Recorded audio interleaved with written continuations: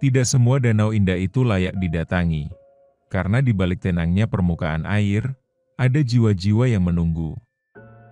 Menunggu tubuh baru untuk tenggelam, agar mereka bisa tenang, atau agar penunggunya tetap abadi. Di sebuah desa kecil di tepian Kalimantan Selatan, ada satu danau yang tak pernah dijamah manusia. Penduduk menyebutnya Danau Kaca Mati. Airnya sebening kaca, tapi tak pernah dipakai mencuci, apalagi mandi. Di sana, konon ada buaya putih yang bukan sekadar binatang, tapi makhluk gaib peliharaan zaman kolonial yang masih mencari tumbal hingga kini.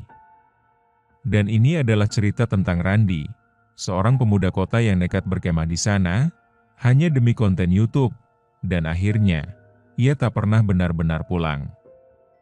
Yang pulang hanyalah cerita. Sebelum memulai kisahnya, pasang earphone-mu biar horornya terasa lebih nyata. Kalau kamu suka cerita kayak gini, jangan lupa like, komen, subscribe, dan share ke teman-temanmu. Lorong Misteri selalu punya kisah yang siap bikin bulu kuduk merinding. Randi membuka tenda seorang diri di pinggiran danau yang sunyi. Daun-daun tak bergerak, angin seolah takut melewati tempat ini. Tak ada suara jangkrik, tak ada burung, hanya suara detak jam digital di dalam tasnya. Semua terasa salah. Aneh ya, tempat sebagus ini gak ada orang, gumamnya sambil menyetel tripod. Kamera sudah siap. Ia tersenyum kecil ke lensa, tapi di rekaman pertama itu, tampak sesuatu di belakangnya, sebuah bayangan putih panjang yang berdiri di balik semak-semak.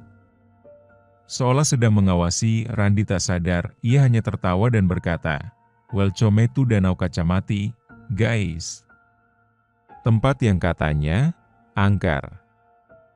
Malam mulai turun, tapi sebelum langit benar-benar gelap, air danau yang tadi tenang mulai bergelombang sendiri. Seperti ada sesuatu yang naik dari dasar. Randi menoleh, tapi yang dilihat hanya permukaan air, dan bayangan samar seperti ekor besar yang menyelam pelan. Ia belum tahu, malam ini bukan cuma tentang camping, tapi tentang bertahan hidup. Di warung kecil sebelum masuk hutan, seorang kakek sempat menarik tangan Randi. Suaranya parau, tapi penuh ketakutan. "Nak, kalau kau tetap ke danau itu, tolong jangan lakukan 3 hal. Jangan mandi, jangan buang air sembarangan, dan jangan sekali-kali bilang danau itu cantik." Randi hanya tertawa saat itu. Mengangguk sekadar menghormati. Tapi malam ini, larangan itu tinggal kenangan. Saat matahari tenggelam, Randi mencuci mukanya di tepi danau lalu buang air kecil tak jauh dari tenda, sambil bersiul santai. Dan beberapa jam sebelumnya, ia bahkan sempat berkata di videonya, "Serius deh, ini danau tercantik yang pernah gue lihat." Ia melanggar semuanya. Dan larangan itu bukan sekadar mitos, tapi pagar gaib yang menjaga batas dunia manusia, dan dunia yang menunggu tumbal. Malam itu, angin datang tiba-tiba. Semua daun bergetar. Tenda Randi bergoyang seperti digoyang dari bawah. Di danau, terlihat lagi gelombang. Tapi kini disertai cahaya mata merah di balik air yang mulai keruh. Dan suara itu muncul. "Cantik ya, tempat ini," tapi bukan suara Randi. Itu suara lain. Dari dalam danau. Pagi harinya, Randi terbangun dengan kepala berat dan leher kaku. Ada bekas lumpur di dalam tendanya, padahal ia sudah menutup rapat malam tadi. Di luar, bekas jejak kaki aneh, memanjang, bersisik, dan berbelok menuju danau. Ia berpikir itu mungkin prank atau hewan liar. Tapi hatinya tidak tenang. Ia putuskan berjalan ke arah hutan mencari sinyal. Di tengah perjalanan, ia melihat rumah tua berdinding kayu, nyaris tertutup semak. Di sana, seorang nenek renta duduk di teras, menatap kosong ke arah danau. "Nek, "Ini rumah siapa?" tanya Randi sopan. Tapi sang nenek tidak menjawab. Matanya tetap kosong, bibirnya gemetar seperti berdoa. Lalu perlahan dia berkata lirih, "Kalau kau sudah lihat ekornya, kau tak akan bisa pulang utuh." Randi terdiam. "Maksudnya, Nek?" Si nenek menunjuk ke arah danau. Dia suka yang keras kepala. Anak-anak kota yang datang cari konten. Tapi dia benci kalau rumahnya dibilang cantik. Randi mulai merasakan napasnya berat. Udara sekitar rumah itu dingin, terlalu dingin. Dan di balik punggungnya, ia dengar air danau menyembur pelan, seperti sesuatu baru muncul ke permukaan. Randi kembali ke tepi danau dengan langkah berat. Udara terasa lebih lembab, dan kabut mulai merayap pelan dari atas air. Danau yang semalam sebening kaca, kini berubah keruh kehijauan. Seperti ada sesuatu yang bangkit dari bawah tanah, mengaduk dasar danau, bersama rahasia yang tak seharusnya muncul. Ia duduk di batu besar, mencoba tenang. Tapi pikirannya kacau. Apa maksud nenek tadi? Ekornya? Rumahnya? Randi membuka kameranya, meninjau ulang video malam sebelumnya. Dan di menit ke-12, ia melihatnya. Tepat di belakang tubuhnya yang sedang bicara, terlihat jelas sepasang mata merah mengintip dari balik air. Matanya besar, bundar, dan tidak bergerak, seperti sedang menilai, memilih, menunggu. Ini nggak bisa jadi konten. Ini serius, bisik Randi. Ia berdiri, ingin lari, tapi kakinya terpeleset. Separuh tubuhnya tercebur ke danau. Dan saat tangannya menyentuh air, ia merasakan kulit kasar, bersisik, bergerak di bawah permukaan. Air itu bukan lagi air. Ia hidup, dan kini sedang memeluknya pelan. Randi berhasil menarik tubuhnya dari danau. Tapi ada yang aneh. Saat ia menatap ke air, bayangan yang memantul di permukaan bukan dirinya. Sosok dalam pantulan itu bukan memakai jaket abu-abu yang ia kenakan, tapi sehelai kain putih lusuh, penuh lumpur. Dan wajahnya, bukan wajah manusia. Ia mundur panik, napas tercekik. Apa ini? Apa maksudnya?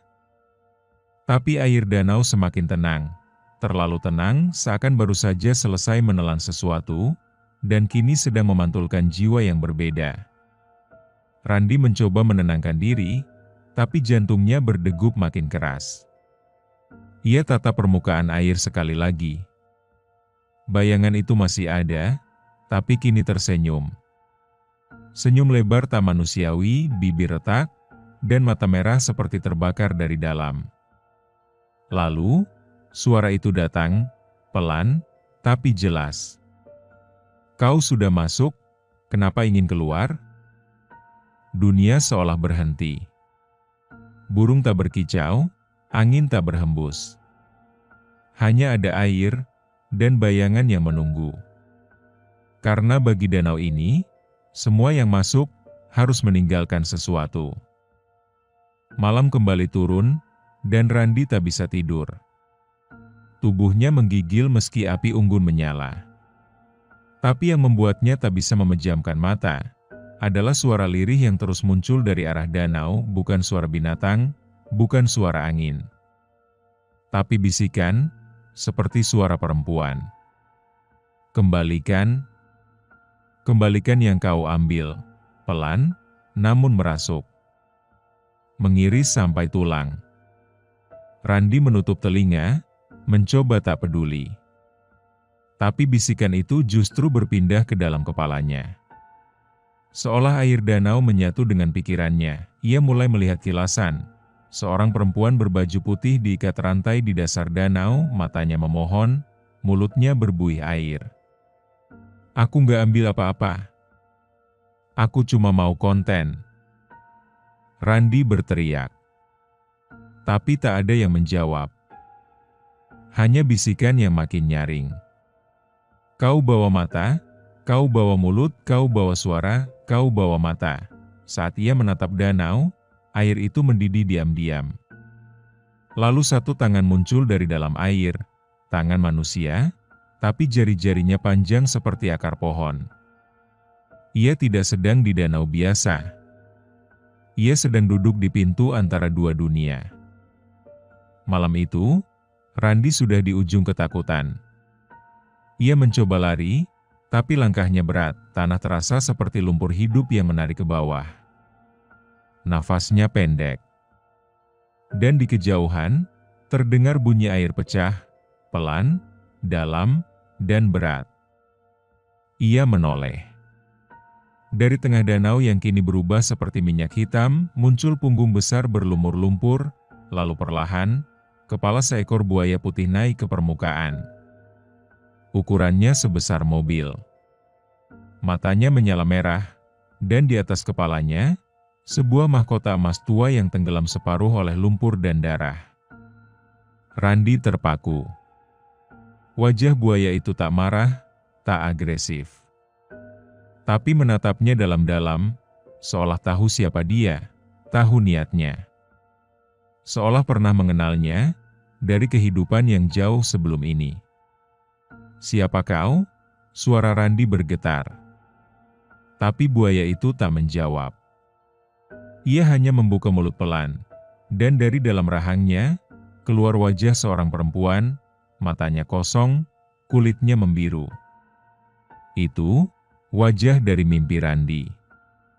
Wajah yang terus muncul sejak pertama kali ia menyentuh air danau.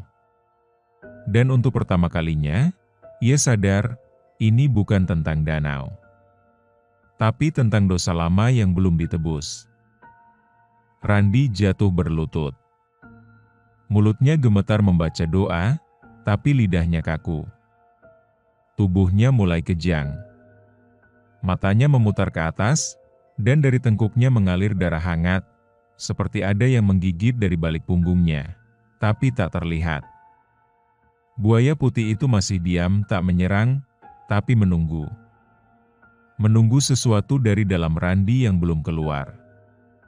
Sebuah rasa bersalah, sebuah beban, sebuah tumbal. Dan di tengah penderitaannya, satu nama terlintas di kepala Randi, Arini. Mantan pacarnya yang hilang saat mendaki 3 tahun lalu. Ia ikut dalam konten eksplorasi Gunung Angker yang juga Randi buat. Waktu itu, Arini jatuh ke jurang. Tapi Randi tak pernah bicara di media. Ia hanya pulang, dan memotong bagian video yang menampilkan Arini panik dan ketakutan. Karena takut dituduh bersalah, dan takut kehilangan reputasi. "Kau belum kembalikan dia," suara dari dalam danau menggema di kepala Randi. Air ini hanya mau yang jujur, bukan yang cuci tangan dengan konten. Tubuh Randi bergetar hebat, ia muntah air hitam dari mulutnya dan dari dalam muntah itu, terlihat sekilas cincin yang pernah ia berikan pada Arini. Arwah itu belum tenang. Dan danau ini ingin pengakuan. Pagi harinya, warga desa melihat seseorang berjalan terseok di jalan setapak. Bajunya basah, matanya kosong, itu Randi. Tapi bukan Randi yang sama seperti saat datang. Ia diam, tak bicara sepatah kata pun. Tangannya memegang kamera, tapi isinya hanya rekaman gelap dan suara air. Warga membawa Randi ke rumah kakek tua. Saat dibaringkan, tubuhnya terasa dingin. Tapi ia masih hidup, atau setidaknya tubuhnya. Sang kakek hanya menunduk. Dia pulang, tapi jiwanya tertinggal. Danau itu tidak pernah melepaskan apa-apa dengan utuh. Randi memandang kosong ke langit-langit rumah, dan di ujung matanya, air menetes. Tapi bukan air mata biasa.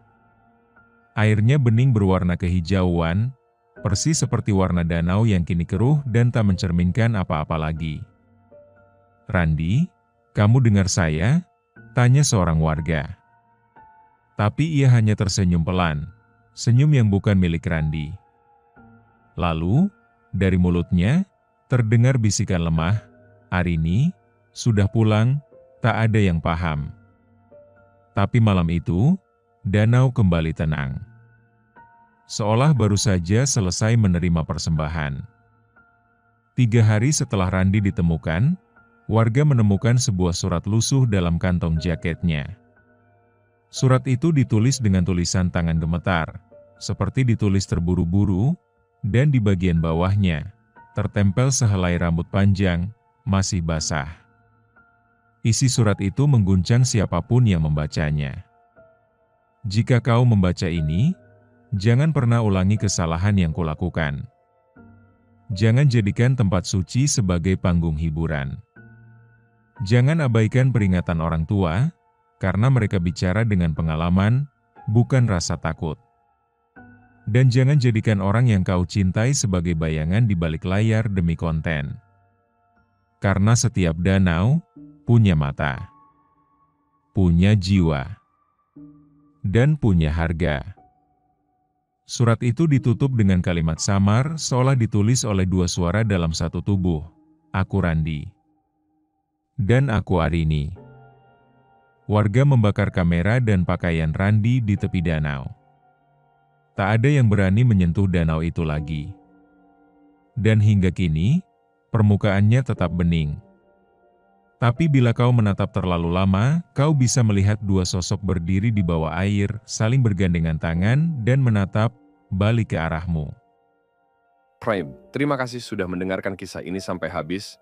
Jangan lupa like, komen, subscribe, dan share ke teman-temanmu. Lorong Misteri akan selalu punya kisah yang siap bikin bulu kuduk merinding, dan jika mau request judul cerita, silahkan komen di kolom komentar di bawah. Kami akan buatkan untuk kalian.